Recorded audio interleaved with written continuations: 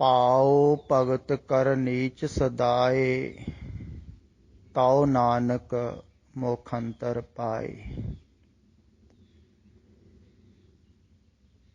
ਅਕਸਰ ਆਪ ਜੀ ਦੇ ਨਾਲ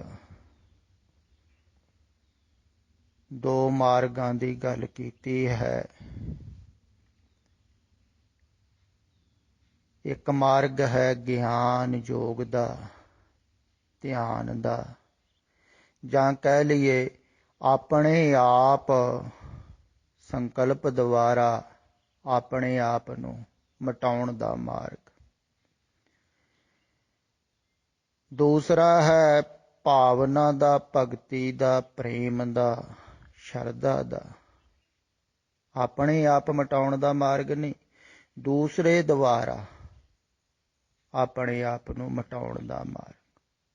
ਗੁਰੂ ਦੁਆਰਾ ਆਪਣੇ ਆਪ ਨੂੰ ਮਿਟਾਉਣਾ ਹੈ। ਪਹਿਲਾ ਹੈ ਆਪਣੀ ਮੈਂ ਨੂੰ ਮਿਟਾਉਣਾ ਧਿਆਨ ਦੁਆਰਾ।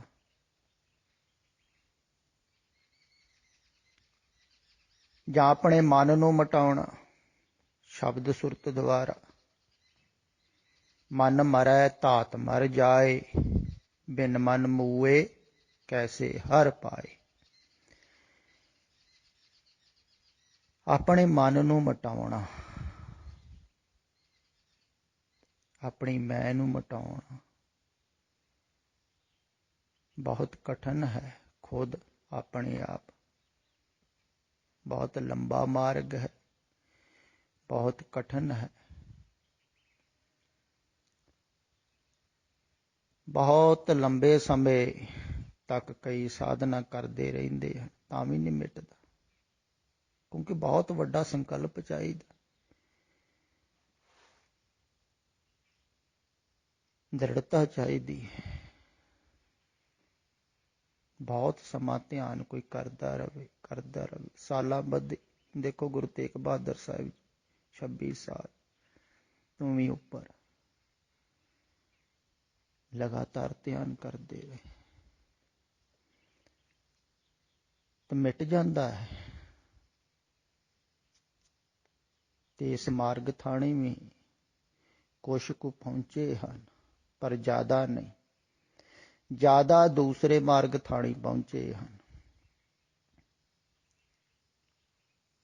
ਪਹਿਲਾ ਤੇ ਹੈ ਆਪਣੇ ਮਨ ਨੂੰ ਖੁਦ ਮਿਟਾਉਣਾ। ਦੂਸਰਾ ਹੈ ਆਪਣੇ ਮਨ ਨੂੰ ਖੁਦ ਨਹੀਂ ਮਿਟਾਉਣਾ, ਆਪਣੇ ਮਨ ਨੂੰ ਸਮਰਪਿਤ ਕਰ ਦੇਣਾ। ਮਨ ਦੇ ਰਾਮ ਲਿਆ ਹੈ। ਇਹ ਭਗਤੀ ਭਾਵਨਾ ਦਾ ਮਾਰਗ ਹੈ। ਇਸ ਮਾਰਗ ਤੇ ਬਹੁਤ ਚੱਲੇ ਹਨ ਤੇ ਬਹੁਤ ਪਹੁੰਚੇ ਹਨ।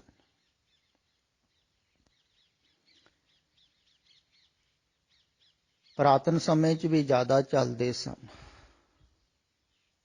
ਚੱਲਣ ਵਾਲੇ ਵੀ ਜ਼ਿਆਦਾ ਸਨ। ਅਜੋਕੇ ਸਮੇਂ 'ਚ ਵੀ ਚੱਲਣ ਵਾਲੇ ਜ਼ਿਆਦਾ ਹਨ, ਪਰ ਚੱਲ ਥੋੜ੍ਹੇ ਜਿਹੇ ਘੱਟ ਰਹੇ ਹਨ। ਵਾਸਤਵਿਕ ਮਾਰਗ ਤੇ ਜ਼ਿਆਦਾ ਉਲਝ ਰਹੇ ਹਨ, ਕਿਉਂਕਿ ਇਸ ਮਾਰਗ ਦੀ ਕੋਈ ਵੀ ਗੱਲ ਨਹੀਂ ਕਰ ਰਿਹਾ ਹੈ ਸਹੀ ਢੰਗ ਨਾਲ। ਨਾ ਕੋਈ ਸਮਝਾ ਰਿਹਾ ਹੈ, ਨਾ ਕੋਈ ਐਸਾ ਚਲਾਉਣ ਵਾਲਾ ਹੈ। ਤੇ ਚੱਲਣ ਵਾਲੇ ਵੀ ਬਹੁਤ ਘੱਟ ਹਨ,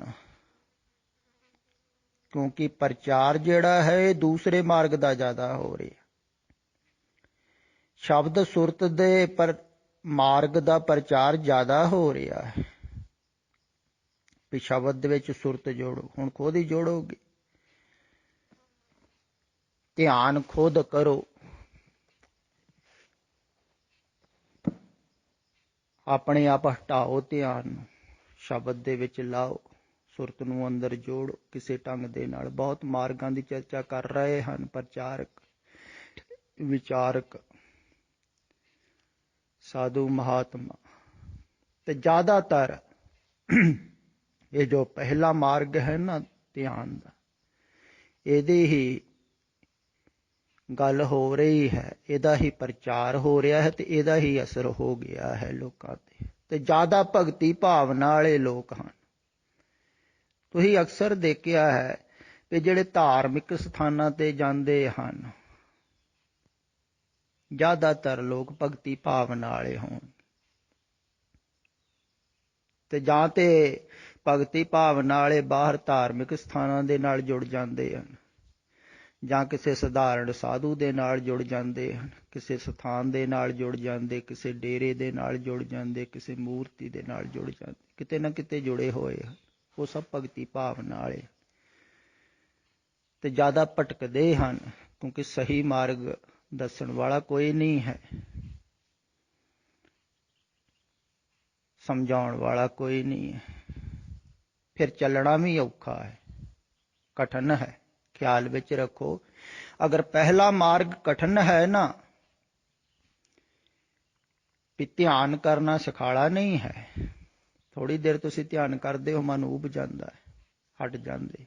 ਸੰਕਲਪ ਨਹੀਂ ਹੈ ਨਾ, ਮਨ ਤੋਂ ਪਾਰ ਜਾਣਾ ਹੈ ਤੇ ਮਨ ਦੀ ਮੰਨੋਗੇ ਥੋੜੀ, ਤਾਂ ਹੀ ਮਨ ਤੋਂ ਪਾਰ ਜਾਓਗੇ। ਪਰ ਆਪਣੇ ਆਪ ਮਨ ਨੂੰ ਛੱਡਣਾ ਔਖਾ ਹੈ, ਬਹੁਤ ਕਠਿਨ ਹੈ, ਸਖਾਲਾ ਨਹੀਂ ਹੈ। तो उस मार्ग ते जाना बहुत कठिन है। पर ऐसा नहीं है कि यह जो मार्ग है भगती भावना का, इत्ते कुछ करना नहीं पवेगा, इत्ते भी छड्डना है, मन नूं छड्डना है, ध्यान द्वारा भी मन नूं छड्डना है। ध्यान कर करके ਹੁਣ ਧਿਆਨ ਕਰੋਗੇ ਤੁਸੀਂ, ਧਿਆਨ ਦੇ ਵਿੱਚ ਬੈਠੋਗੇ, ਮਨ ਕਹੇਗਾ ਛੱਡ ਪਰਾਂ, ਬੜਾ ਧਿਆਨ ਕਰ ਲਿਆ, ਬੜਾ ਸਿਮਰਨ ਕਰ ਲਿਆ, ਬੜਾ ਚਿੰਤਨ ਕਰ ਲਿਆ। ਤੁਸੀਂ ਉਸੇ ਵੇਲੇ ਉੱਠ ਕੇ ਖੜੇ ਹੋ ਜਾਂਦੇ। ਮਨ ਦੀ ਮੰਨ ਲਈ ਨਾ, ਤੇ ਲਗਾਤਾਰ ਬੈਠਣਾ, ਧਿਆਨ ਕਰਨਾ, ਮਨ ਦੀ ਮੰਨਣੀ ਨਾ, ਬੜਾ ਕਠਿਨ ਹੈ ਨਾ। ਮਨ ਦੀ ਮਰਜ਼ੀ ਤਿਆਗਣੀ ਹੈ, ਧਿਆਨ ਦੇ ਵਿੱਚ ਵੀ ਮਨ ਦੀ ਆਦਤ ਤਿਆਗਣੀ, ਮਨ ਨੂੰ ਤਿਆਗਣਾ। ਤੇ ਇਹ ਜਿਹੜਾ ਭਗਤੀ ਭਾਵਨਾ ਦਾ ਮਾਰਗ ਹੈ, ਇੱਥੇ ਆਪਣੇ ਆਪ ਨਹੀਂ ਤਿਆਗਣਾ ਹੈ, ਇੱਥੇ ਦੂਸਰੇ ਵੱਲੋਂ ਤਿਆਗਿਆ ਜਾਵੇਗਾ। ਇਉਂ ਹੀ ਹੁੰਦਾ ਰਿਹਾ ਹੈ ਨਾ ਪੁਰਾਤਨ ਸਮੇਂ 'ਚ। ਗੁਰੂਆਂ ਕੋਲ, ਪੀਰਾਂ ਕੋਲ, ਫਕੀਰਾਂ ਕੋਲ ਜਾਂਦੇ ਸਨ ਭਗਤੀ ਭਾਵਨਾ ਵਾਲੇ ਪ੍ਰੇਮੀ, ਤੇ ਉੱਥੇ ਰਹਿੰਦੇ ਸਨ। ਫਿਰ ਜਦੋਂ ਜਾਂਦੇ ਸਨ, ਉੱਥੇ ਰਹਿੰਦੇ ਸਨ, ਤੇ ਸਾਰਾ ਕੁਛ ਮਨ ਦੇ ਅਨੁਕੂਲ ਥੋੜ੍ਹੀ ਉੱਥੇ ਹੋਣਾ ਹੈ। ਇਹੋ ਵੀ ਫਰਕ ਹੈ, ਇਹ ਵੀ ਫਰਕ ਹੈ, ਖਿਆਲ ਵਿੱਚ ਰੱਖਣ ਯੋਗ ਹੈ ਵੀ ਪੁਰਾਤਨ ਸਮੇਂ 'ਚ ਸੁੱਖ ਸਹੂਲਤਾਂ ਬਹੁਤੀਆਂ ਨਹੀਂ ਸਨ ਬਾਹਰ। ਇਸ ਕਾਰਨ ਵੀ ਸਖਾਲਾ ਸੀ, ਕਿਉਂਕਿ ਕੋਈ ਗੁਰੂ ਕੋਲ, ਪੀਰ ਕੋਲ, ਫਕੀਰ ਕੋਲ ਜਾਂਦਾ ਸੀ, ਉੱਥੇ ਜ਼ਿਆਦਾ ਸੁੱਖ ਸੁਵਿਧਾ ਨਹੀਂ ਸੀ ਚਾਹੁੰਦਾ। ਭਾਵੇਂ ਥੋੜੇ ਬਹੁਤੇ ਮਨ ਦੇ ਅਨੁਕੂਲ ਨਹੀਂ ਵੀ ਸੀ ਉੱਥੇ ਰਹਿਸ਼, ਰਹਿਣ ਨੂੰ, ਖਾਣ ਨੂੰ, ਪਹਿਨਣ ਨੂੰ, ਤਾਂ ਵੀ ਉਹ ਸਬਰ ਕਰਦਾ ਸੀ। ਕੋਈ ਗੱਲ, ਗੁਰੂ ਕੋਲ ਆਇਆ ਹੈ ਮੈਂ ਕੁਛ ਸਿੱਖਣ ਵਾਸਤੇ, ਆਪਣੇ ਆਪ ਨੂੰ ਛੱਡਣ ਵਾਸਤੇ। ਇੱਥੇ ਵੀ ਜੇ ਮੈਂ ਮਨ ਦੇ ਅਨੁਕੂਲ ਹੀ ਸੁੱਖ ਸਹੂਲਤ ਲੱਭੀ ਜਾਵਾਂ, ਤੇ ਫਿਰ ਮਨ ਨੂੰ ਕਿਵੇਂ ਛੱਡੂੰਗਾ? ਤੇ ਮਨ ਨੂੰ ਤੇ ਛਡਾਉਣਾ ਹੈ ਗੁਰੂ ਨੇ। ਤੇ ਜਦੋਂ ਰਹਿਣ ਲੱਗ ਜਾਂਦਾ ਸੀ ਹੌਲੀ ਹੌਲੀ, ਫਿਰ ਗੁਰੂ ਉਹ ਕੰਮ ਕਹਿੰਦਾ ਸੀ ਉਹਨੂੰ ਜਿਹੜਾ ਕੰਮ ਉਹਦੇ ਮਨ ਦੇ ਅਨੁਕੂਲ ਨਾ ਹੁੰਦਾ, ਤਾਂ ਹੀ ਮਨ ਛੁੱਟਦਾ ਸੀ ਨਾ। ਖਿਆਲ ਵਿੱਚ ਰੱਖੋ, ਸੇਵਾ ਦਾ ਅਰਥ ਵੀ ਇਹੋ ਹੀ ਹੁੰਦਾ। ਸੇਵਾ ਦਾ ਅਰਥ ਇਹ ਨਹੀਂ ਹੈ ਵੀ ਜੋ ਤੁਹਾਡੇ ਮਨ ਨੂੰ ਸੇਵਾ ਚੰਗੀ ਲੱਗੇ ਉਹ ਕਰੋ, ਤਾਂ ਉਹਦੇ ਨਾਲ ਮਨ ਥੋੜ੍ਹੀ ਮਰੇਗਾ। ਗੁਰੂ ਦੁਆਰਾ ਸੇਵਾ ਹੁੰਦੀ ਹੈ। ਗੁਰੂ ਉਹ ਸੇਵਾ ਤੁਹਾਡੇ ਕੋਲ ਕਰਾਉਂਦਾ ਹੈ ਜਿਹੜੀ ਸੇਵਾ ਵਾਸਤੇ ਤੁਹਾਡਾ ਮਨ ਨਹੀਂ ਮੰਨਦਾ। ਮਨ ਨੂੰ ਮਾਰਨਾ ਹੈ ਨਾ।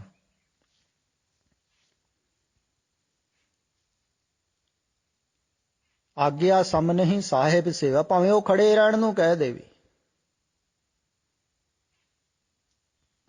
ਤੇ ਅਗਰ ਕੋਈ ਖੜਾ ਵੀ ਰਿਹਾ ਨਾ ਗੁਰੂ ਦੀ ਆਗਿਆ ਅਨੁਸਾਰ ਤਾਂ ਉਹਦੀ ਸੇਵਾ ਹੈ ਉਹ ਮਿਟੂਗਾ, ਕਿਉਂਕਿ ਮਨ ਦੇ ਅਨੁਕੂਲ ਨਹੀਂ ਹੈ ਉਹਦੇ ਖੜਾ ਹੋਣਾ। ਇਉਂ ਹੀ ਹੋਇਆ ਨਾ। ਹੁਣ ਭਾਈ ਸਾਹਿਬ ਭਾਈ ਨੰਦ ਲਾਲ ਜੀ ਗੁਰੂ ਦਰਬਾਰ ਵਿੱਚ ਪਹੁੰਚੇ ਸਨ। ਉਹਨਾਂ ਦੀ ਸੇਵਾ ਗੁਰੂ ਨੇ ਕੀ ਲਾਈ ਹੈ? ਭਾਂਡੇ ਮਾਂਜਣ ਦੀ। ਹੁਣ ਇੱਕ ਪੜ੍ਹਿਆ ਲਿਖਿਆ ਹੋਵੇ ਆਦਮੀ ਜਿਹੜਾ ਦੂਸਰਿਆਂ ਨੂੰ ਪੜ੍ਹਾਉਂਦਾ ਹੋਵੇ, ਅਜੋਕੇ ਸਮੇਂ 'ਚ ਕਹਿ ਲਓ ਕੋਈ ਬਹੁਤ ਮੰਨਿਆ ਪਰਮਾਨਿਆ ਟੀਚਰ, ਵਿਸ਼ਵ ਵਿਦਿਆਲੇ ਦਾ ਪ੍ਰੋਫੈਸਰ, ਤਾਂ ਉਹਨੂੰ ਕੋਈ ਗੁਰੂ ਕਹਿ ਦੇਵੇ ਵੀ ਜਾ ਕੇ ਆਓ ਝੂਠੇ ਭਾਂਡੇ ਮਾਂਜ। ਅਜੋਕੇ ਸਮੇਂ 'ਚ ਫਿਰ ਸਿਖਾਲਾ ਹੈ, ਸਾਬਣ ਸਰਫ ਨਾਲ ਮਾਂਜਦੇ ਹਨ। ਪੁਰਾਤਨ ਸਮੇਂ 'ਚ ਤਾਂ ਸਵਾਹ ਨਾਲ ਮਾਂਜਦੇ ਸਨ, ਸਵਾਹ ਦੇ ਨਾਲ ਸਾਰੇ ਕੱਪੜੇ ਖਰਾਬ ਹੋ ਜਾਂਦੇ। ਤੇ ਪੜ੍ਹਿਆ ਲਿਖਿਆ ਵਿਦਵਾਨ ਜਿਹੜਾ ਦੂਸਰਿਆਂ ਨੂੰ ਪੜ੍ਹਾਉਂਦਾ ਹੈ, ਹੁਣ ਉਹਦੇ ਮਨ ਦੇ ਅਨੁਕੂਲ ਸੇਵਾ ਨਹੀਂ ਦੱਸੀ ਜਾ ਰਹੀ, ਖਿਆਲ ਵਿੱਚ ਰੱਖੋ। ਇਸੇ ਕਾਰਨ ਹੀ ਭਾਈ ਨੰਦ ਲਾਲ ਜੀ ਦਾ ਮਨ ਮਰਿਆ ਹੈ ਵੀ ਉਹ ਤੇ ਚਾਹੁੰਦੇ ਸਨ ਵੀ ਮੇਰੀ ਸੇਵਾ ਲਾਉਣਗੇ ਉਪਦੇਸ਼ ਦੇਣ ਦੀ, ਬੱਚਿਆਂ ਨੂੰ ਪੜ੍ਹਾਉਣ ਦੀ, ਕੋਈ ਇਹੋ ਜਿਹਾ ਕੰਮ ਦੱਸਣਗੇ ਨਾ ਜੋ ਮੈਂ ਕਰ ਰਿਹਾ ਹਾਂ। ਪਰ ਉਹਨਾਂ ਨੇ ਸੇਵਾ ਹੀ ਐਸੀ ਦੱਸੀ ਜਿਹੜੀ ਭਾਈ ਨੰਦ ਲਾਲ ਜੀ ਸੋਚ ਵੀ ਨਹੀਂ ਸੀ ਸਕਦਾ, ਖਿਆਲ ਵਿੱਚ ਵੀ ਨਹੀਂ ਹੋਵੇਗੀ ਵੀ ਗੁਰੂ ਮੈਨੂੰ ਇਹ ਕੰਮ ਨੂੰ ਲਾਵੇਗਾ। ਨਾਲੇ ਉਹਨੇ ਵਿਦਿਆ ਦੀ ਆਪਣੀ ਦੀ ਚਰਚਾ ਵੀ ਕੀਤੀ ਸੀ, ਬਹੁਤ ਵਿਦਵਾਨ ਸੀ, ਤੁਹਾਨੂੰ ਇਹ ਵੀ ਪਤਾ ਹੈ ਵਿਦਵਾਨਾਂ ਦੀ ਕਦਰ ਕਰਦੇ ਹਨ ਗੁਰੂ। ਆਇਆ ਵੀ ਇਸੇ ਕਰਕੇ ਸੀ, ਪਰ ਉੱਥੇ ਬੇਕਦਰੀ ਹੋ ਗਈ। ਤੇ ਭਾਂਡੇ ਮਾਂਜ ਮਾਂਜ ਕੇ ਉਹਦਾ ਮਨ ਮਾਂਜਿਆ ਗਿਆ, ਕੋਈ ਮਨ ਦੇ ਅਨੁਕੂਲ ਨਹੀਂ ਸੀ। ਖਿਆਲ ਵਿੱਚ ਰੱਖਿਓ, ਮਨ ਦੀ ਮਰਜ਼ੀ ਮਾਰਨੀ, ਮਨ ਦੀ ਮਰਜ਼ੀ ਨੂੰ ਛੱਡਣਾ ਹੈ, ਗੁਰੂ ਦੇ ਸਮਰਪਿਤ ਕਰਨਾ ਹੈ। ਤੇ ਗੁਰੂ ਮਨ ਦੇ ਅਨੁਕੂਲ ਤੁਹਾਨੂੰ ਨਹੀਂ ਨਾ ਦੱਸੇਗਾ ਤਾਂ ਹੀ ਮਰਜ਼ੀ ਮਰੂਗੀ ਨਾ, ਤੁਹਾਡੀ ਮਨ ਮਰੇਗਾ। ਖਿਆਲ ਵਿੱਚ ਰੱਖੋ। ਹੁਣ ਭਾਂਡੇ ਮਾਂਜ ਮਾਂਜ ਕੇ ਭਾਈ ਨੰਦ ਲਾਲ ਜੀ ਦਾ ਮਨ ਨਹੀਂ ਮਾਂਜਿਆ ਗਿਆ, ਉਹ ਗਿਆਨ ਉਪਲਬਧ ਨਹੀਂ ਹੋਇਆ ਹੈ। ਬਹੁਤੇ ਲੋਕ ਇਉਂ ਸੋਚਦੇ ਹਨ, ਇਸ ਕਾਰਨ ਹੀ ਬਹੁਤ ਲੋਕ ਭਾਂਡੇ ਮਾਂਜਣ ਨੂੰ ਠੀਕ ਸਮਝਦੇ ਹਨ, ਕਈ ਭਾਂਡੇ ਹੀ ਮਾਂਜੀ ਜਾਂਦੇ। ਨਹੀਂ, ਗੁਰੂ ਦੀ ਆਗਿਆ ਨੂੰ ਮੰਨ ਕੇ, ਆਗਿਆ ਸਾਹਮਣੇ ਹੀ ਸਾਹਿਬ ਸੇ, ਗੁਰ ਕਹਿਆ ਸਾ ਕਾਰ ਕਮਾਓ, ਗੁਰ ਕੀ ਕਰਨੀ ਕਾਹੇ ਦਾ। ਗੁਰੂ ਦੀ ਆਗਿਆ ਮੰਨ ਕੇ, ਆਗਿਆ ਮੰਨਣੀ ਹੀ ਸੇਵਾ ਹੈ, ਉਹਦੇ ਵਿੱਚ ਮਨ ਮਰਦਾ ਹੈ।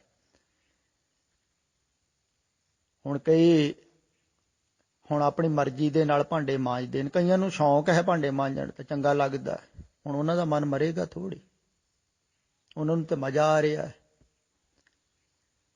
ਮਨ ਦੇ ਅਨੁਕੂਲ ਅਗਰ ਤੁਸੀਂ ਸੇਵਾ ਵੀ ਕਰੋਗੇ ਨਾ, ਉਹਦੇ ਵਿੱਚ ਮਨ ਹੋਰ ਵੀ ਮਜ਼ਬੂਤ ਹੁੰਦਾ ਹੈ, ਹੰਕਾਰੀ ਵੀ ਹੁੰਦਾ ਹੈ।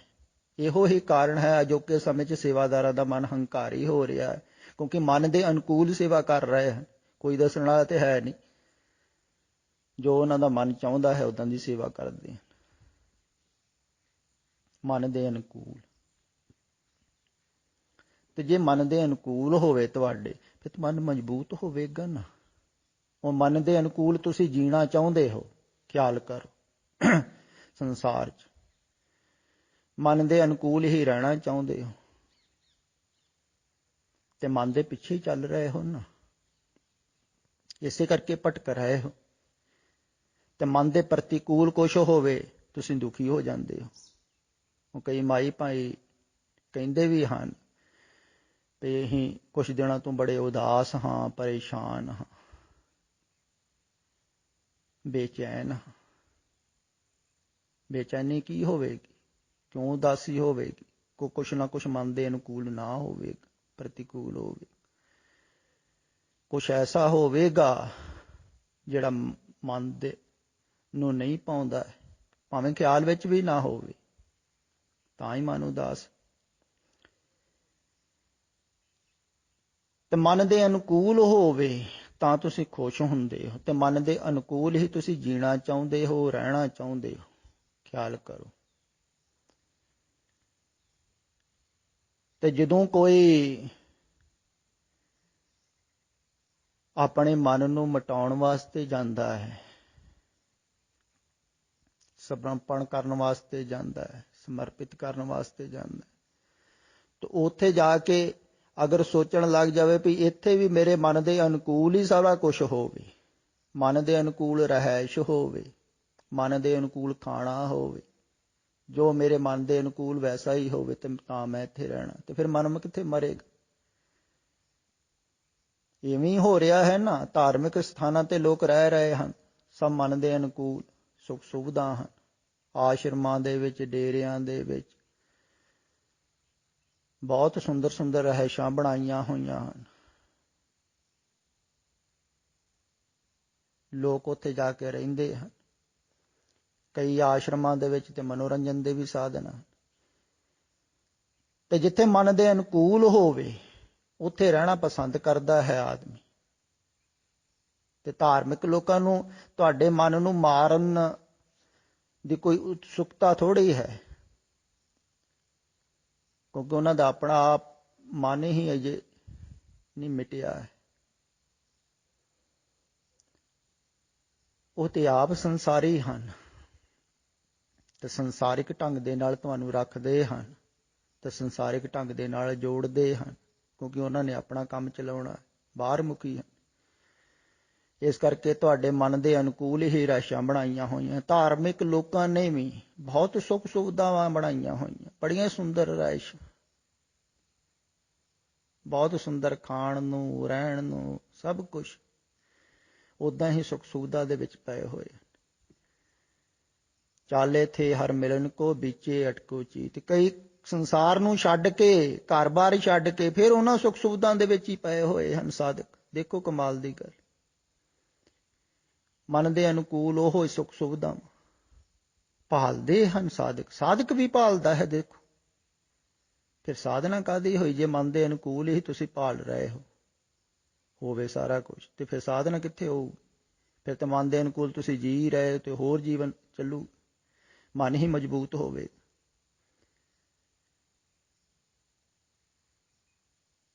ਮਨ ਦੇ ਅਨੁਕੂਲ ਨਾ ਹੋਵੇਗਾ ਕੋਈ ਤੇ ਤਾਂ ਮਨ ਖਤਮ ਹੋਵੇਗਾ ਨਾ, ਪਰ ਉਹ ਕਰਨਾ ਕਠਿਨ ਹੈ।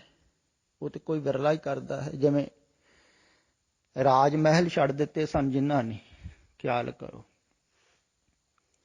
ਤੇ ਬਾਹਰ ਜੰਗਲ ਦੇ ਵਿੱਚ ਉਹਨਾਂ ਦੇ ਮਨ ਦੇ ਅਨੁਕੂਲ ਸੀ, ਕੁਝ ਰਹਿائش ਸੀ, ਖਾਣ ਨੂੰ। ਸੋਚੋ ਤੁਸੀਂ, ਜਿਹਨੇ ਕੁਝ ਨਹੀਂ ਕੀਤਾ ਹੈ, ਸੁੰਦਰ ਮਹਿਲ 'ਚ ਰਿਹਾ ਹੈ, ਨੌਕਰਾਂ ਚਾਕਰਾਂ 'ਚ, ਕਿਵੇਂ ਰਿਹਾ ਹੋਵੇਗਾ? ਕਿੰਨਾ ਕਠਿਨ ਹੋਵੇਗਾ, ਬਹੁਤ ਕਠਿਨ ਹੈ। ਫਿਰ ਇੱਕ ਦੋ ਦਿਨ ਦੀ ਗੱਲ ਨਹੀਂ, ਸਾਲਾਂ ਬੱਧੀ ਰਹਿਣਾ ਪਿਆ। ਇੱਕਦਮ ਮਨ ਥੋੜ੍ਹੀ ਮਰ ਜਾਂਦਾ ਹੈ। ਤਾਂ ਬਹੁਤ ਕਠਿਨ ਹੈ ਮਨ ਦੇ ਪ੍ਰਤੀਕੂਲ ਰਹਿਣਾ। ਥੋੜ੍ਹਾ ਜਿਹਾ ਵੀ ਪ੍ਰਤੀਕੂਲ ਸਹਿਣ ਨਹੀਂ ਹੁੰਦਾ ਲੋਕਾਂ ਕੋਲ। ਮੈਂ ਦੇਖਿਆ ਇੱਥੇ ਜੰਗਲ ਦੇ ਵਿੱਚ ਇੱਕ ਕੁਟੀਆ ਬਣਾਈ ਹੋਈ ਹੈ। ਮੈਂ ਇੱਥੇ ਕਾਫੀ ਸਮਾਂ ਰਿਹਾ ਵੀ ਹਾਂ ਪਹਿਲਾਂ, ਤੇ ਮੈਂ ਕਈਆਂ ਨੂੰ ਕਿਹਾ ਵੀ ਹੈ ਇੱਥੇ ਰਹਿਣ ਵਾਸਤੇ, ਕੁਛ ਕੁ ਰਹੇ ਵੀ ਹਨ, ਪਰ ਥੋੜ੍ਹਾ ਚਿਰ ਹੀ ਰਹਿੰਦੇ ਹਨ, ਕਿਉਂਕਿ ਨਾ ਬਿਜਲੀ ਹੈ, ਨਾ ਪਾਣੀ ਹੈ, ਚਾਰ ਚੁਫੇਰੇ ਜੰਗਲ ਹੈ, ਕੋਈ ਆਦਮੀ ਦਿਖਦਾ ਨਹੀਂ, ਕੋਈ ਮਿਲਦਾ ਨਹੀਂ। ਮਨ ਦੇ ਅਨੁਕੂਲ ਨਹੀਂ ਹੈ ਨਾ, ਮਨ ਬੇਚੈਨ ਹੁੰਦਾ ਹੈ। ਮਨ ਜਿਸ ਤਰ੍ਹਾਂ ਦੇ ਮਾਹੌਲ 'ਚ ਰਿਹਾ ਹੈ ਉੱਦਾਂ ਦਾ ਮਾਹੌਲ ਚਾਹੁੰਦਾ ਹੈ, ਨੱਠ ਜਾਂਦਾ ਹੈ, ਕੋਈ ਟਿਕਦਾ ਨਹੀਂ ਹੈ। ਇੱਥੇ ਬਹੁਤ ਸਾਧਕ ਵੀ ਆਏ ਹਨ, ਉਹ ਵੀ ਨਹੀਂ ਟਿਕੇ ਹਨ। ਮੈਂ ਕਹਿੰਦਾ ਹੁਣ ਅਗਰ ਤੁਸੀਂ ਇੱਥੇ ਰਹੀ ਜਾਓ, ਕੁਝ ਵੀ ਨਾ ਕਰੋ, ਤਾਂ ਵੀ ਤੁਸੀਂ ਸ਼ਾਂਤ ਹੋ ਜਾਓਗੇ, ਕਿਉਂਕਿ ਇੱਥੇ ਮਨ ਦੇ ਅਨੁਕੂਲ ਤੁਹਾਡੇ ਕੁਝ ਨਹੀਂ। ਤੇ ਮਨ ਤੋਂ ਪਾਰ ਤਾਂ ਹੀ ਜਾਓਗੇ ਨਾ, ਅਗਰ ਮਨ ਦੇ ਅਨੁਕੂਲ ਹੀ ਸਾਰਾ ਕੁਝ ਹੋਵੇ ਤੇ ਮੈਨੂੰ ਮਨ ਤੋਂ ਪਾਰ ਕਿਵੇਂ ਜਾਓਗੇ?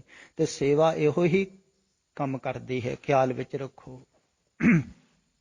ਜਿਵੇਂ ਪਰਸੋਂ ਵੀ ਇਹੋ ਹੀ ਗੱਲ ਚੱਲ ਰਹੀ ਸੀ, ਸੇਵਾ ਦੀ, ਸਮਰਪਿਤ ਹੋਣ ਦੀ।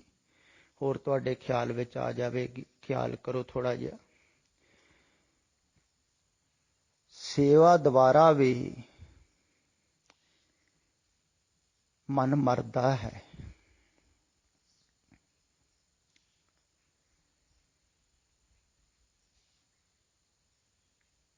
ਸੇਵਾ ਦੁਆਰਾ ਵੀ ਪ੍ਰਮਾਤਮਾ ਦੀ ਪ੍ਰਾਪਤੀ ਹੋ ਜਾਂਦੀ ਹੈ, ਹੋਈ ਹੈ।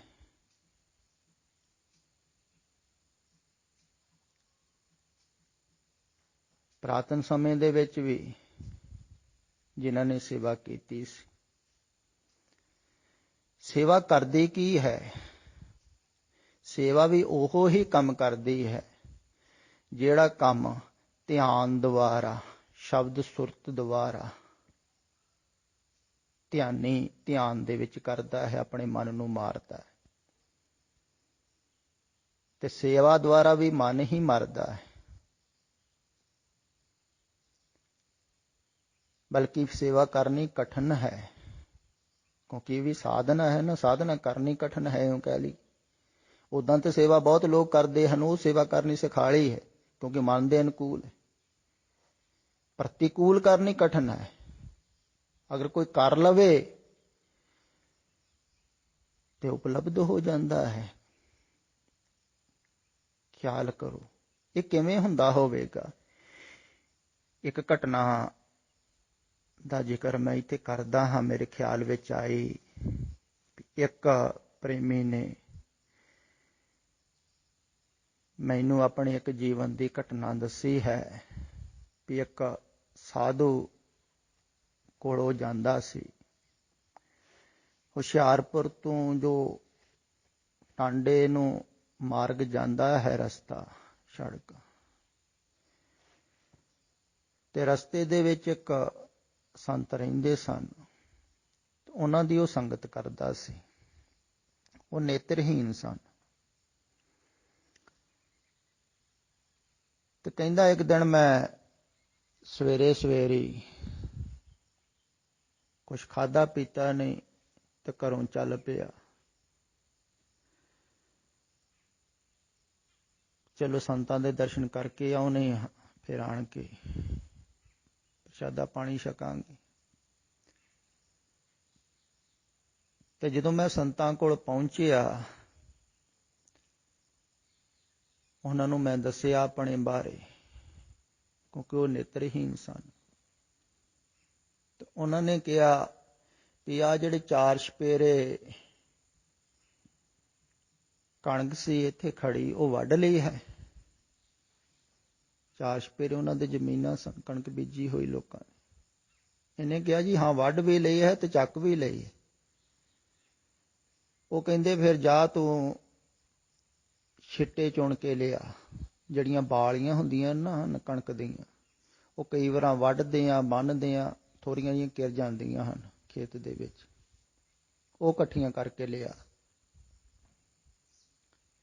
ਕਹਿੰਦਾ ਮੈਂ ਚਲੇ ਗਿਆ, ਵੀ ਮਹਾਂਪੁਰਸ਼ਾਂ ਨੇ ਕਿਹਾ ਹੈ ਕਰਕੇ ਲਿਆਉਣੀਆਂ, ਤੇ ਚਲੇ ਗਿਆ ਮੈਂ ਕਰਨ ਵਾਸਤੇ ਬਾਲੀਆਂ ਇਕੱਠੀਆਂ।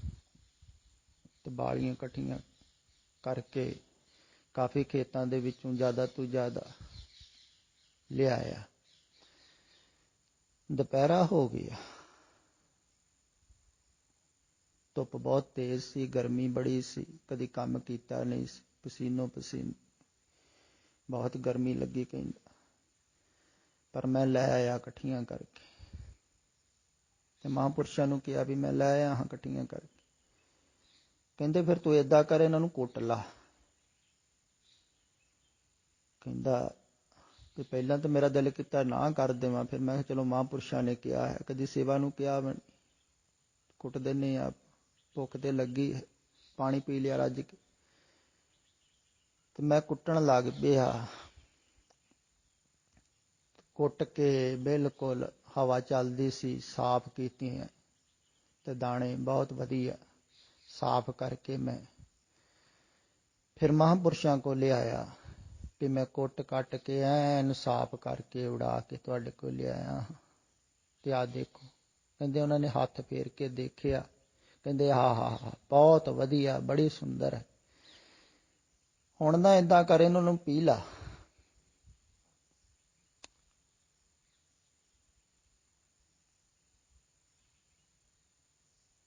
ਕਹਿੰਦਾ ਸ਼ਾਮ ਦਾ ਵਕਤ ਸੀ, ਸਾਰੀ ਦਿਹਾੜੀ ਤੋਂ ਪਹਿਲਾਂ ਮੇਰੀ ਲੱਗ ਗਈ।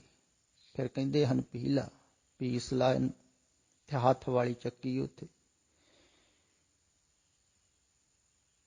ਤੇ ਮੈਂ ਬਹੁਤ ਘਬਰਾਇਆ ਵੀ ਇਹ ਕਿਵੇਂ ਹੋਊਗਾ। ਭੁੱਖ ਵੀ ਲੱਗੀ ਹੈ, ਸਵੇਰ ਦੀ ਰੋਟੀ ਤੇ ਪੁੱਛੀ ਨਹੀਂ ਇਹਨਾਂ ਨੇ।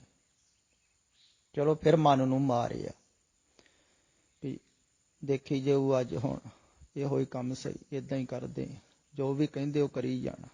ਕਹਿੰਦਾ ਮੈਂ ਪੀਸਣ ਲੱਗ ਪਿਆ। ਮੈਂ ਕੁਛ ਕੁ ਪੀਸ ਲਈ ਜਦੋਂ, ਤੇ ਜ਼ਿਆਦਾ ਹਨੇਰਾ ਹੋ ਗਿਆ। ਮੇਰੇ ਹੱਥ ਵੀ ਥੱਕ ਗਏ, ਬਾਹਾਂ ਵੀ, ਲੱਤਾਂ ਵੀ। ਮੇਰੇ ਕੋਲ ਪੀਸ ਨਾ ਹੋਵੇ, ਬਸ ਚੱਕੀ ਚੱਲੇ ਹੀ ਨਾ। ਕੰਮ ਕੀਤਾ ਨਹੀਂ ਸੀ ਕਦੀ, ਬਸ ਹੋ ਗਈ। ਉਹਨਾਂ ਨੇ ਦੇਖਿਆ ਵੀ ਹੁਣ ਚੱਕੀ ਚੱਲ ਨਹੀਂ ਰਹੀ ਹੈ। ਫਿਰ ਉਹਨਾਂ ਨੇ ਕਿਹਾ ਵੀ ਜਿੰਨਾ ਵੀ ਆਟਾ ਪੀਸਿਆ ਹੈ ਨਾ, ਇਹਦੀ ਤੂੰ ਰੋਟੀ ਬਣਾ। ਆਪਣੇ ਰੋਟੀਆਂ ਜੋਗਾ ਤੇ ਹੋ ਹੀ ਗਿਆ, ਹੁਣ ਆਪਾਂ ਪ੍ਰਸ਼ਾਦਾ ਛਕੀ। ਕਹਿੰਦਾ ਫਿਰ ਮੈਂ ਪ੍ਰਸ਼ਾਦਾ ਬਣਾਇਆ।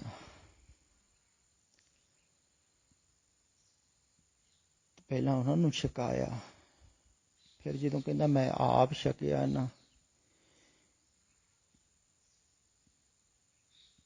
ਤੇ ਮੈਨੂੰ ਇਉਂ ਲੱਗਾ ਜਿਵੇਂ ਅੰਮ੍ਰਿਤ ਮੇਰੇ ਸਰੀਰ ਦੇ ਅੰਦਰ ਜਾ ਰਿਹਾ ਹੋਵੇ। ਇੰਨਾ ਸਵਾਦਿਸ਼ਟ ਭੋਜਨ ਮੈਂ ਕਦੇ ਨਹੀਂ ਖਾਧਾ। ਸੁੱਕੀਆਂ ਮਿੱਠੀਆਂ ਰੋਟੀਆਂ, ਕੁਛ ਵੀ ਨਹੀਂ ਸੀ ਨਾਲ, ਪਰ ਇੰਨਾ ਸਵਾਦ, ਇੰਨਾ ਰਸ। ਕਹਿੰਦਾ ਮੇਰਾ ਰੋਆਂ ਰੋਆਂ ਖੜਾ ਹੋ ਗਿਆ।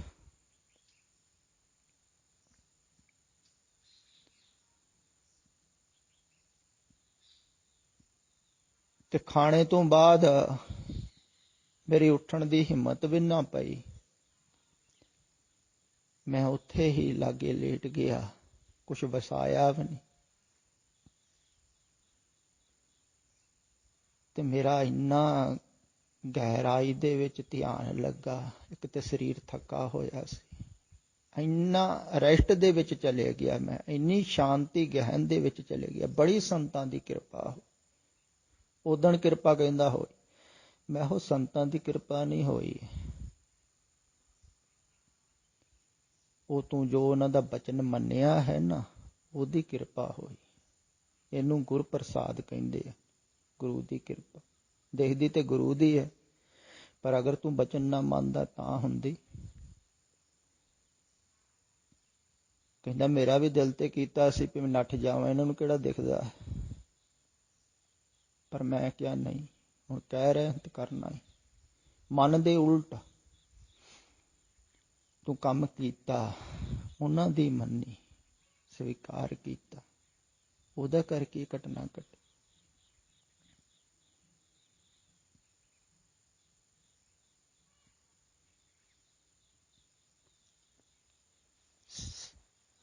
ਇਹ ਸੇਵਾ ਹੈ, ਸੇਵਾ ਦੁਆਰਾ ਮਨ ਨੂੰ ਮਾਰਨਾ। ਉਹ ਮਨ ਤੇ ਕਹਿੰਦਾ ਨਹੀਂ ਹੈ ਕੰਮ ਕਰਨ ਨੂੰ, ਵੀ ਕਿਆ ਹੈ ਕਰਨਾ ਹੈ, ਤੇ ਮਨ ਤਾਂ ਹੀ ਮਰੂਗਾ। ਜੋ ਤੁਹਾਡੇ ਮਨ ਦੇ ਅਨੁਕੂਲ ਹੈ ਉਹ ਵੀ ਕਿਹਾ ਜਾਵੇ, ਤੇ ਫਿਰ ਮਨ ਥੋੜੀ ਮਰੇਗਾ। ਖਿਆਲ ਵਿੱਚ ਰੱਖੋ। ਜਿਵੇਂ ਆ ਥੋੜੇ ਦਿਨ ਪਹਿਲਾਂ ਹੀ ਕਰਨਾਲ ਤੋਂ ਨੌਜਵਾਨ ਆਏ ਸਨ, ਤੇ ਉਹਨਾਂ ਨੂੰ ਮੈਂ ਅਗਲੇ ਦਿਨ ਕਿਹਾ ਵੀ ਉਹ ਥੱਲੇ ਸੇਵਾਦਾਰ ਸੇਵਾ ਕਰਾ ਰਹੇ ਹਨ, ਸੇਵਾ 'ਚ ਲੱਗੇ ਹੋਏ ਹਨ ਸਾਰੇ, ਤੁਸੀਂ ਵੀ ਅੱਜ ਸੇਵਾ ਹੀ ਕਰੋ। ਤੋ ਕੁਛ ਟਾਈਮ ਤੇ ਉਹਨਾਂ ਨੇ ਕੀਤੀ ਸੇਵਾ ਉੱਥੇ। ਹੁਣ ਜਿਹਨੇ ਨਾ ਕੰਮ ਕੀਤਾ ਹੋਵੇ ਕਦੀ, ਤੇ ਉਹਦਾ ਕਰਨ ਨੂੰ ਵੀ ਚਿੱਤ ਨਹੀਂ ਕਰਦਾ। ਤੇ ਮੈਂ ਸ਼ਾਮ ਨੂੰ ਜਦੋਂ ਪੁੱਛਿਆ ਉਹਨਾਂ ਨੂੰ, ਕਹਿੰਦੇ ਜੀ ਅਸੀਂ ਤੇ ਫਿਰ ਛੇਤੀ ਆ ਗਏ ਸੀ, ਆਣ ਕੇ ਸੌਂ ਗਏ। ਤੇ ਇਹ ਸੋਚਦੇ ਹਨ ਵੀ ਸਾਨੂੰ ਧਿਆਨ ਦੀ ਗੱਲ ਦੱਸਣ ਕੋਈ। ਹੁਣ ਧਿਆਨ ਦੇ ਵਿੱਚ ਤੁਸੀਂ ਬੈਠ ਨਹੀਂ ਸਕਦੇ ਹੋ, ਕਿਉਂਕਿ ਉੱਥੇ ਵੀ ਸੰਕਲਪ ਕਰਨਾ ਪਵੇਗਾ। ਉੱਥੇ ਵੀ ਮਨ ਬੈਠਣ ਥੋੜ੍ਹੀ ਦੇਵੇਗਾ। ਜ਼ਿਆਦਾ ਲੋਕ ਕਰਮਟ ਹਨ, ਖਿਆਲ ਵਿੱਚ ਰੱਖੋ। ਸੇਵਾ ਵਿੱਚ, ਸੇਵਾ ਦੁਆਰਾ ਮਨ ਨੂੰ ਮਾਰਨਾ ਆਸਾਨ ਹੈ, ਧਿਆਨ ਦੁਆਰਾ ਧਿਆਨ ਵਿੱਚ ਮਨ ਨੂੰ ਮਾਰਨਾ ਕਠਿਨ ਹੈ। ਹੁਣ ਧਿਆਨ ਦੇ ਵਿੱਚ ਕਿੱਥੇ ਬੈਠ ਹੁੰਦਾ? ਪਹਿਲੀ ਗੱਲ ਬੈਠ ਨਹੀਂ ਹੁੰਦਾ ਹੈ। ਥੋੜ੍ਹੀ ਦੇਰ ਬੈਠਦੇ ਹੋ, ਮਨ ਕਹਿੰਦਾ ਛੱਡੋ ਪਰਾਂ। ਕਿੰਨਾ ਕੁ ਚਿਰ ਬੈਠਦੇ ਹੋ? ਤੁਸੀਂ ਸੰਕਲਪ ਕਦੀ ਕੀਤਾ ਹੈ ਵੀ 5-6 ਘੰਟੇ ਉੱਠਣਾ ਹੀ ਨਹੀਂ, ਆ ਸਵੇਰ ਤੋਂ ਸ਼ਾਮ ਤੱਕ ਬੈਠਣਾ। ਕਿੱਥੇ ਹੁੰਦਾ ਹੈ ਸੰਕਲਪ? ਥੋੜੀ ਦੇਰ ਬੈਠਦੇ, ਉੱਠ ਖਲੋਂਦੇ। ਫਿਰ ਦੂਸਰੀ ਗੱਲ, ਅਗਰ ਥੋੜਾ ਬਹੁਤਾ ਸ਼ਾਂਤ ਵੀ ਹੋਵੇ ਤੇ ਨੀਂਦ ਆ ਜਾਂਦੀ ਬਹੁਤਿਆਂ ਨੂੰ, ਕਿਉਂ ਕਰਮਟ ਲੋਕ ਹਨ ਨਾ। ਤੇ ਧਿਆਨ ਦੇ ਵਿੱਚ ਵੀ ਤੁਸੀਂ ਕਿੱਥੇ ਬੈਠਦੇ ਹੋ, ਕਿੱਥੇ ਬੈਠਿਆ ਜਾਂਦਾ ਹੈ, ਕੌਣ ਬੈਠਦਾ ਹੈ? ਫਿਰ ਬਾਹਰੋਂ ਵਿਚਾਰ ਹੀ ਨਹੀਂ ਹਟਦੇ ਹਨ, ਸੋਚ ਹੀ ਨਹੀਂ ਹਟਦੀ, ਚੱਲੀ ਜਾਂਦੀ ਹੈ ਧਿਆਨ ਦੇ ਵਿੱਚ। ਦੋ ਕੰਮ ਕਰੀ ਜਾਂਦੇ, ਸਿਮਰਨ ਵੀ ਕਰੀ ਜਾਂਦੇ ਹਨ, ਸੋਚੀ ਵੀ ਜਾਂਦੇ ਹਨ, ਧਿਆਨ ਵੀ ਹੋ ਰਿਹਾ ਹੈ ਤੇ ਵਿਚਾਰ ਵੀ ਚੱਲ ਰਹੇ ਹਨ। ਕਿੱਥੇ ਟਿਕਦਾ ਹੈ ਮਨ? ਪਰ ਸੇਵਾ ਦੇ ਵਿੱਚ ਸਹਿਜੇ ਹੋ ਸਕਦਾ ਹੈ। ਮਨ ਦੀ ਮਤ ਹੀ ਤਿਆਗਣੀ ਹੈ ਨਾ। ਤਿਆਗੋ ਮਨ ਕੀ ਮਤੜੀ ਬਸਾਰੇ ਦੂਜਾ ਪਾਓ ਜੀ, ਤਾਂ ਪਾਵੇ ਹਰ ਦਸਾਵੜ। ਮਨ ਦੀ ਮਤ ਤਿਆਗਣੀ। ਮਨ ਦੀ ਮਤ ਤਿਆਗਣ ਦਾ ਭਾਵ ਹੁੰਦਾ ਜੋ ਤੁਹਾਡਾ ਮਨ ਕਹਿੰਦਾ ਹੈ ਉਹ ਨਹੀਂ ਕਰਵਾਇਆ ਜਾਵੇਗਾ, ਤਾਂ ਹੀ ਮਨ ਦੀ ਮਤ ਤਿਆਗੀ ਜਾਵੇਗੀ ਨਾ। ਸੇਵਾ 'ਚ ਐਸਾ ਹੀ ਹੋਵੇਗਾ। ਹੁਣ ਪੁਰਾਤਨ ਸਮੇਂ 'ਚ ਵੀ ਜੋ ਗੁਰੂਆਂ ਕੋਲ ਰਹਿੰਦੇ ਸਨ ਸਿੱਖ, ਗੁਰੂ ਉਹ ਕੰਮ ਥੋੜ੍ਹੀ ਕਰਵਾਉਂਦੇ ਸਨ ਉਹਨਾਂ ਕੋਲ ਜੋ ਚਾਹੁੰਦੇ ਸਨ। ਇੱਦਾਂ ਹੀ ਹੋਇਆ ਨਾ ਭਾਈ ਨੰਦ ਲਾਲ ਜੀ। ਤਾਂ ਉਹਨਾਂ ਦੀ ਚਾਹਤ ਨੂੰ ਮਿਟਾਉਣਾ ਹੈ, ਉਹਨਾਂ ਦੀ ਮਨ ਨੂੰ ਮਿਟਾਉਣਾ ਹੈ। ਮਨ ਦੇ ਵਿਪਰੀਤ ਦੱਸਿਆ ਜਾਂਦਾ ਸੀ ਤੇ ਬਹੁਤ ਕਠਿਨ ਹੈ।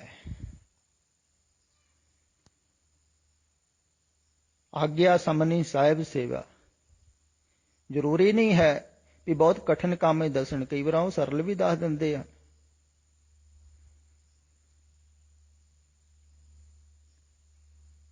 ਜਿਵੇਂ ਮੈਂ ਪਹਿਲਾਂ ਵੀ ਗੱਲ ਕੀਤੀ ਹੈ ਕਿ ਗੁਰੂ ਅਰਜਨ ਦੇਵ ਜੀ ਕੋਲ ਬਹੁਤ ਸਾਰੇ ਸਿੱਖ ਆਉਂਦੇ ਸਨ।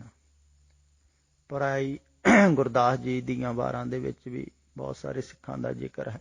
ਤਾਂ ਉਹਨਾਂ ਨੂੰ ਲਹਿਦਾ ਸੇਵਾ ਦੱਸਿਆ ਕਰਦੇ ਸਨ, ਦੇਖ ਲਿਆ ਕਰਦੇ ਸਨ ਕਿ ਕਿੱਦਾਂ ਦਾ ਮਨ ਨੂੰ ਮਾਰਨਾ ਹੈ ਨਾ। ਤੇ ਮਨ ਦੇ ਅਨੁਕੂਲ ਹੀ ਤੁਸੀਂ ਚਾਹੁੰਦੇ ਹੋ, ਖਿਆਲ ਕਰੋ। ਫੇਰ ਮਨ ਨੂੰ ਮਾਰਨਾ ਹੈ। ਮਨ ਕੀ ਮਤ ਤਿਆਗੋ ਹਰਜਨ ਇਹਾ ਬਾਤ ਕਠੈਨੀ। ਮਨ ਦੀ ਮਤ ਤਿਆਗਣੀ ਹੈ। ਜੋ ਮਨ ਚਾਹੁੰਦਾ ਹੈ ਉਹ ਨਹੀਂ ਕਰਨਾ ਹੈ, ਚਾਹ ਨੂੰ ਛੱਡਣਾ ਹੈ। ਤੇ ਮਨ ਦੀ ਚਾਹ, ਮਨ ਦੀ ਮਤ ਛੁੱਟਦੀ ਹੈ ਸੇਵਾ ਦੁਆਰਾ, ਤੇ ਸੇਵਾ ਹੁੰਦੀ ਹੈ ਭਾਵਨਾ ਦੁਆਰਾ,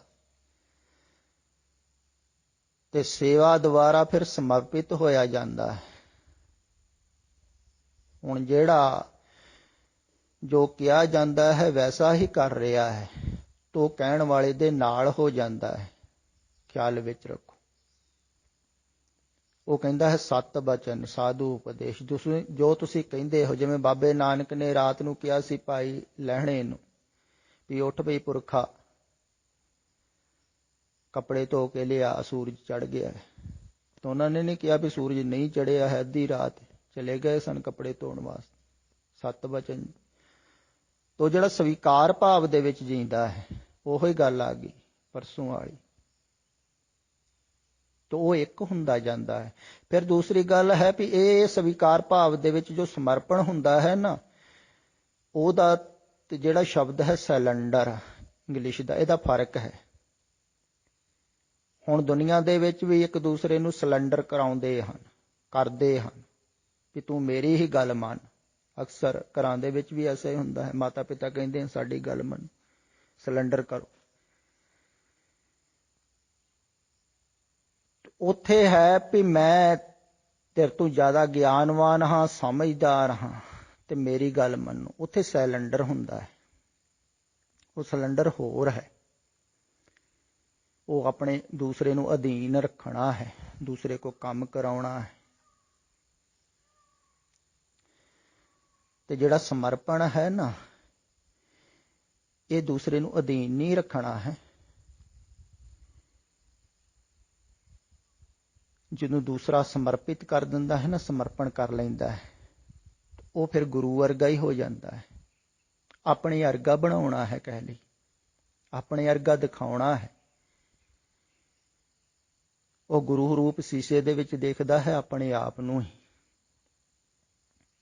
ਜਦੋਂ ਇੱਕ ਹੋ ਜਾਂਦਾ ਹੈ, ਦੂਰੀ ਨਹੀਂ ਰਹਿ ਜਾਂਦੀ। ਜਦੋਂ ਟੋਟਲ ਹੀ ਮਤ ਨੂੰ ਸਮਰਪਿਤ ਕਰ ਦਿੰਦਾ ਹੈ, ਗੁਰ ਕੀ ਮਤ ਤੂੰ ਲੇਹ ਆਣੇ, ਜਦੋਂ ਪੂਰਾ ਦਾ ਪੂਰਾ ਹੀ ਮਤ ਲੈ ਲੈਂਦਾ ਹੈ, ਸਮਰਪਿਤ ਕਰ ਦਿੰਦਾ ਆਪਣੇ ਮਨ ਨੂੰ, ਤੇ ਆਪਣੇ ਮਨ ਦੀ ਮਰਜ਼ੀ ਕਰਨੀ ਨਹੀਂ ਹੋਣ। ਗੁਰ ਕਹਿਆ ਸਾਕਾਰ ਕਮਾਓ, ਗੁਰ ਕੀ ਕਰਨੀ ਕਾਹੇ ਤਬ। ਗੁਰੂ ਦੇ ਕੰਮ ਨਹੀਂ ਦੇਖਦਾ ਹੈ, ਕੰਮ ਤੇ ਗੁਰੂ ਦੇ ਉੱਦਾਂ ਹੀ ਹੁੰਦੇ ਹਨ ਜਿਸ ਤਰ੍ਹਾਂ ਸਧਾਰਨ ਬੰਦਿਆਂ ਦੇ ਹੁੰਦੇ ਹਨ, ਕੰਮ ਨਹੀਂ ਦੇਖਦਾ। ਦੇਖੋ, ਗੁਰੂ ਜੋ ਕੰਮ ਕਰਦਾ ਉਹਦਾ ਇਤਿਹਾਸ ਬਣਦਾ ਹੈ, ਉਹ ਝੂਠ ਹੈ, ਕਿਉਂਕਿ ਕੰਮ ਝੂਠ ਹਨ, ਵਾਸਤਵਿਕ ਨਹੀਂ।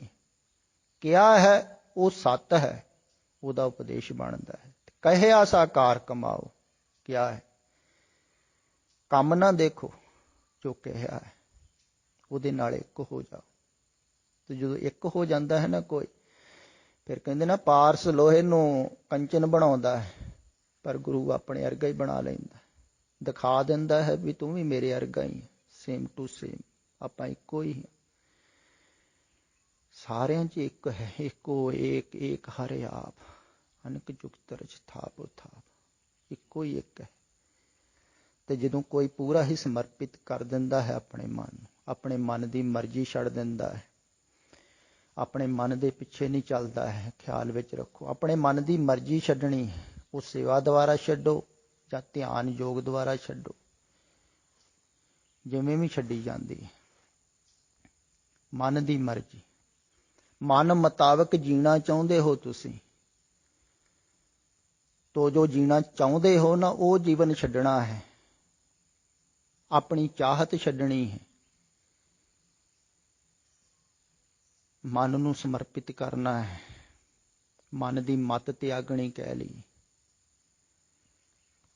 ਤੇ ਜਿਹੜਾ ਸਮਰਪਿਤ ਕਰ ਦਿੰਦਾ ਹੈ ਨਾ, ਮਨ ਦੇ ਰਾਮ ਲਿਆ ਹੈ, ਉਹ ਫਿਰ ਮਨ ਦੇਖ ਕੇ ਵੇਖੋ ਰਾਮ ਮਿਲ ਜਾਂਦਾ। ਮਨ ਝੂਠ ਹੈ, ਝੂਠ ਨੂੰ ਦੇਖ ਕੇ ਸੱਤ ਮਿਲ ਜਾਂਦਾ ਹੈ। ਕਿੱਡਾ ਸਖਾਲਾ ਸੌਦਾ ਹੈ, ਕਿੱਡਾ ਵਧੀਆ ਸੌਦਾ ਹੈ। ਝੂਠ ਦਿਓ, ਕੂੜ ਦਿਓ ਤੇ ਸੱਚ ਲੈ ਲਓ। ਤੋ ਹੀਰਾ ਲੈ ਲਓ, ਹੀਰਾ ਹਾਥ ਚੜਿਆ ਨਿਰਮੋਲਕ, ਫਿਰ ਛੂਟ ਗਈ ਸੰਸਾਰੀ।